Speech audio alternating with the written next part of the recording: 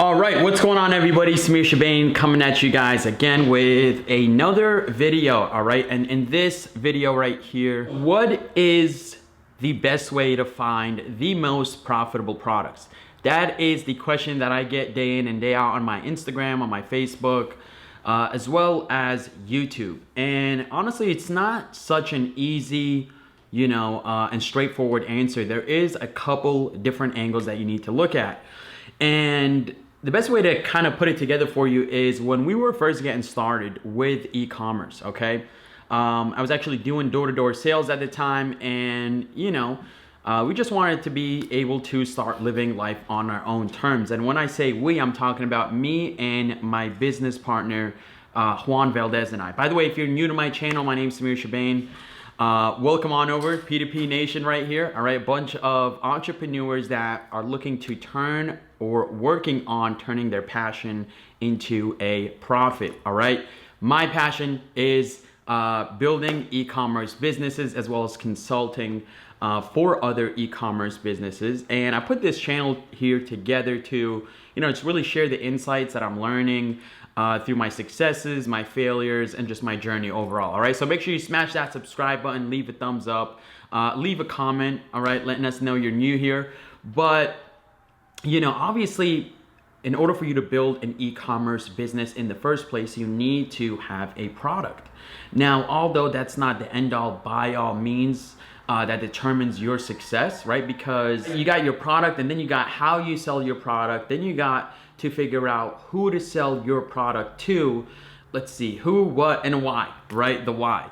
And honestly, like I was saying, right, when we were first getting started with e-commerce, we made the major mistake, okay? And if you're making this mistake right here, stop everything you are doing right now and watch literally the rest of this video. Because if you are still asking yourself, okay, if you're looking within yourself and asking yourself, hey, what is the product that I want to sell? Okay, what niche do I want to get into? And all you're asking is, what do you want to do? All right.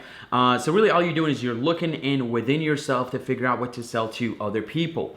And, that's a pretty normal mistake that a lot of people make when first getting started. And the reason why is because it's a lot easier to ask yourself, what do you want to sell, than to look into the marketplace and find what is already selling. All right, truth be told, we live in such a narcissistic and egotistical world where everybody thinks the world revolves around them. All right, especially out here in LA.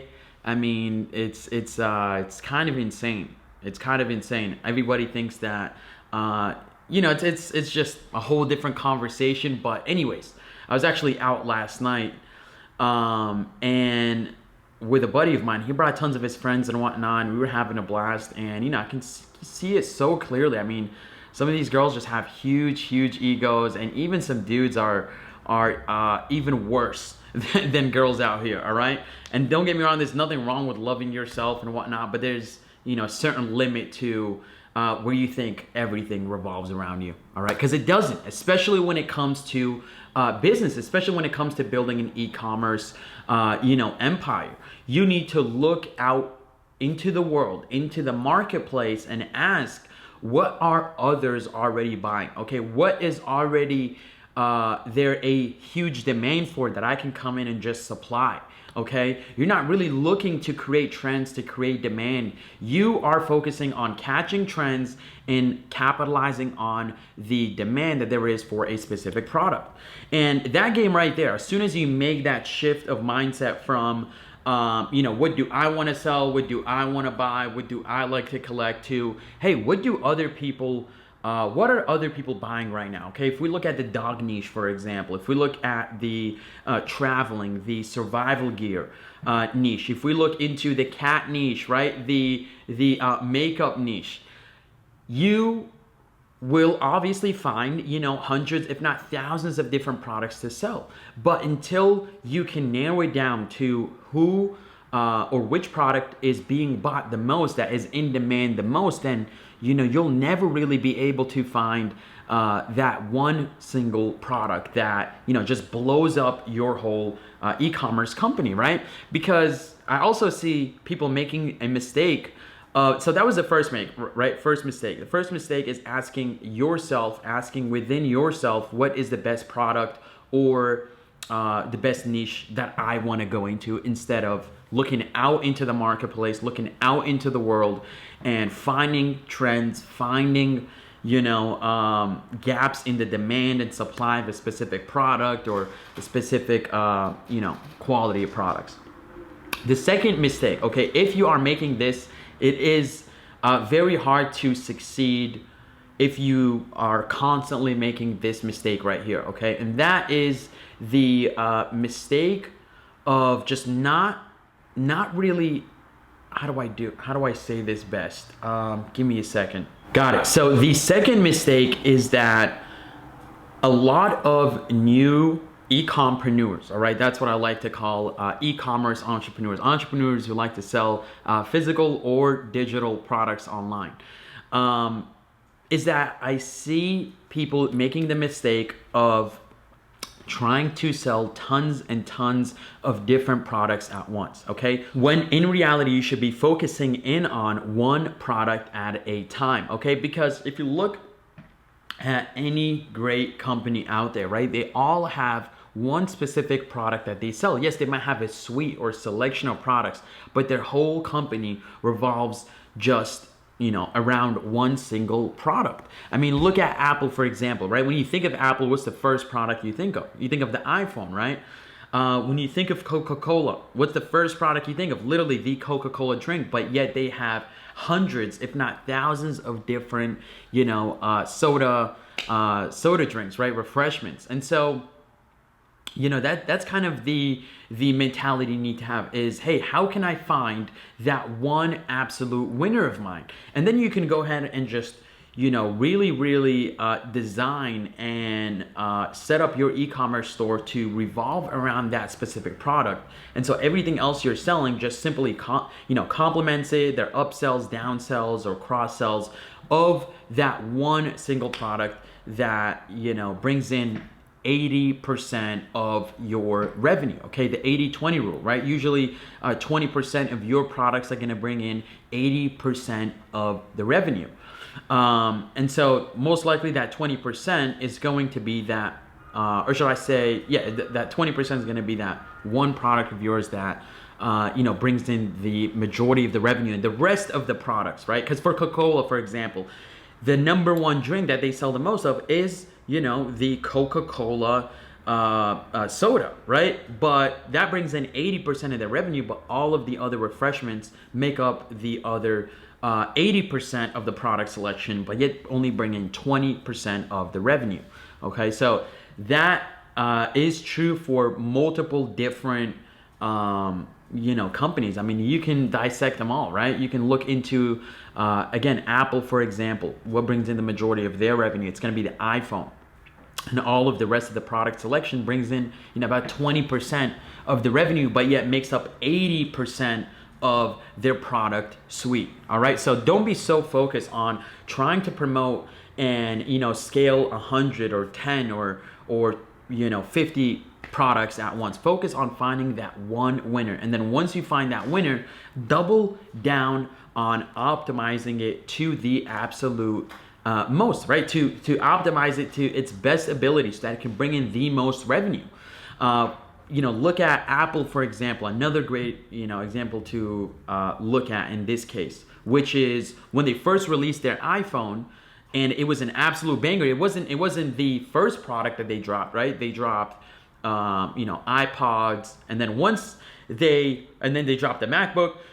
But once they released the iPhone, I mean, they were like, wow, this is our ultimate winner right here. This is our winner. Let's go all in on it, okay? And then they started improving it and optimizing it and make it, more accessible, more affordable, more, advanced each and every single year that they came out with it. And so therefore their company grew to be the #1 trillion dollar empire, okay, that's ever existed.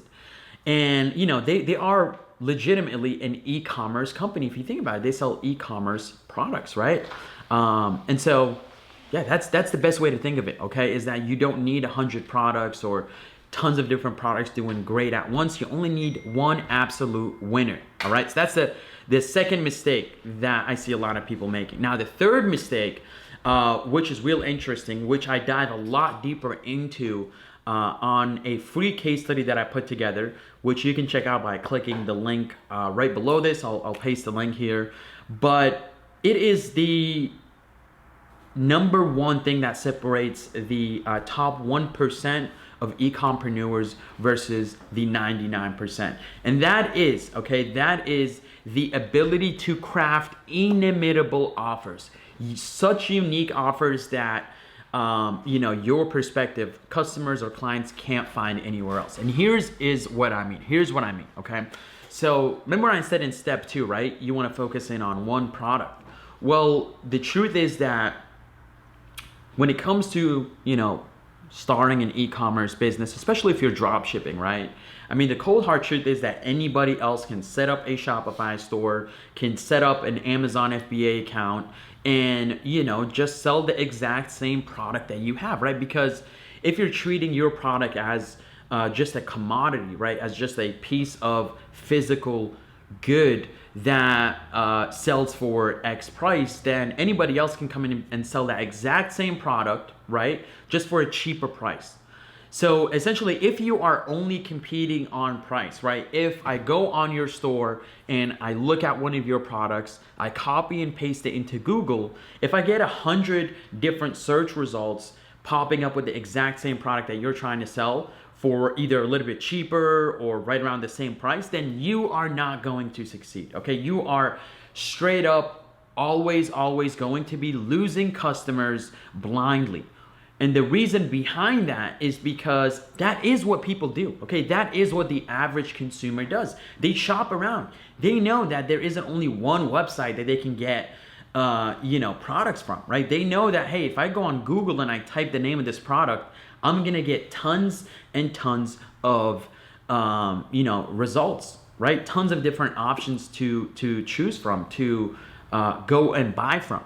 And so where you wanna come in, okay, and how you wanna separate yourself and really start dominating with value, like I said, which I dive, again, a lot deeper into inside the case study, because this concept right here is part of something a lot bigger, called the IOS method. Okay, it's the exact method that we use to build our own e-commerce businesses and scale them to the moon, as well as putting this exact system and methodology in place for some of our clients that we consult for to 10x their business. Okay, and so some of our clients, will come to us and say, hey, we're selling this product right here.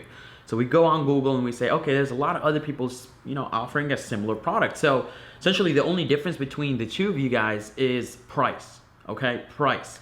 And so what you want to do is you want to create an inimitable offer around that product that you're going after, okay? That you're trying to promote. So look at iPhones, for example, right? When it just released. Not only do they try to sell you the iPhone as a unique offer in the sense of what the phone can do all within itself, right? What it's capable of, but they also give you the option to get it at, $50 a month or, as low as $40 a month. And then they go ahead and add in, a 2-year warranty or, 2-year guarantee or whatever it is, right? And so essentially, okay, I guess that might have not been the best example with Apple. Another great example that I like to use with a lot of our clients is the burger business, all right? So before Ray Kroc got into,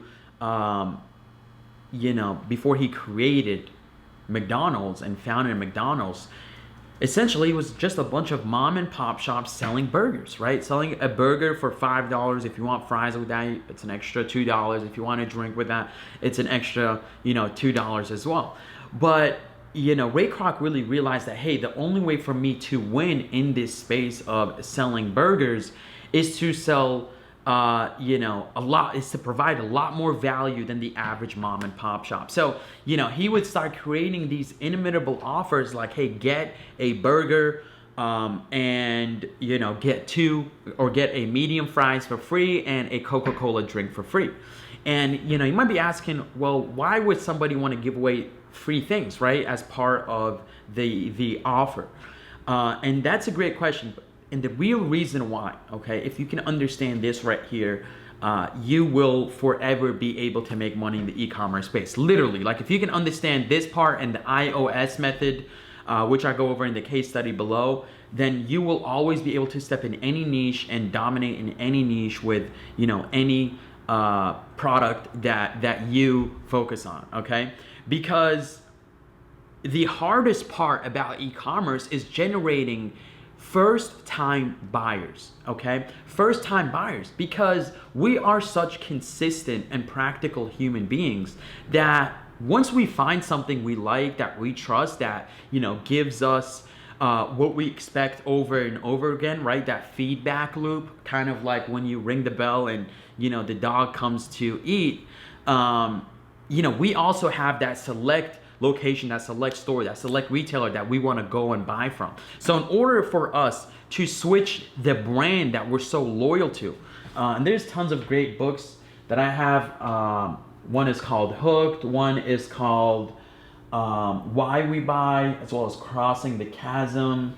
I mean, the list goes on and on, okay? I got just a few behind me here, but that's the main thing, right? Is in order for you to get somebody to switch over from being so loyal to one brand to yours, or to at least trying out yours before they commit, you need to give them an offer that they cannot resist, right? Like if you walk into, you know, if you walk into, let's say, Walgreens or Walmart, right, and your favorite toilet paper brand that you always buy from is at regular price, but then all of a sudden there's this new toilet paper brand that says, hey, get 3 times the rolls for the price of 1. Well, obviously, you know, a lot of people are going to be like, hey, you know what? It looks just about the same. You know what I mean? Both toilet paper. I might not know this brand right here. I've never seen it before, but it is an insane deal, right? And so let's just say the majority of people take action on that offer that they can't find anywhere else in the store, or no other brand is offering it. Then once they finally try it, and if the toilet paper is actually good, I mean, don't get me wrong, right? Your product obviously has to be good. You have to deliver on what you promised. And so once that comes in, once they use the toilet paper and it's actually good, like it actually, or if it's better than the brand that they were using, then they're gonna say, hey, you know, the next time they go in, if both of the brands are at the same price, there is no inimitable offer now, there is a good chance that they can stick with the brand that they tried out, all because of an inimitable offer that they saw in the first place, okay?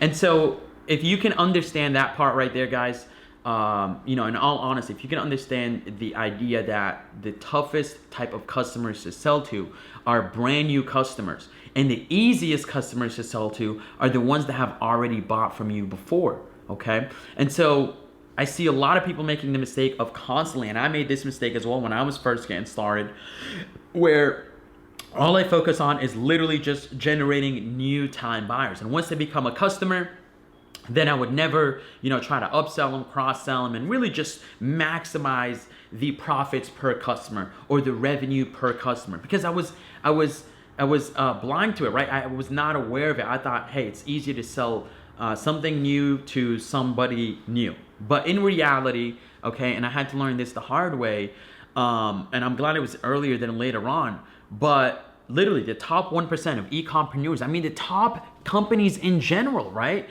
just build raving fans, raving customers that buy from them again and again. And the way they do that is by bringing them in and initiating them into their brand, their company, their products, through an inimitable offer that they couldn't find anywhere else. And they took action on it because it was so irresistible, right? The perceived value of that offer was so much higher than what they had to pay, than what you the price that you were asking them to pay for it, that they couldn't help but just become a customer of yours.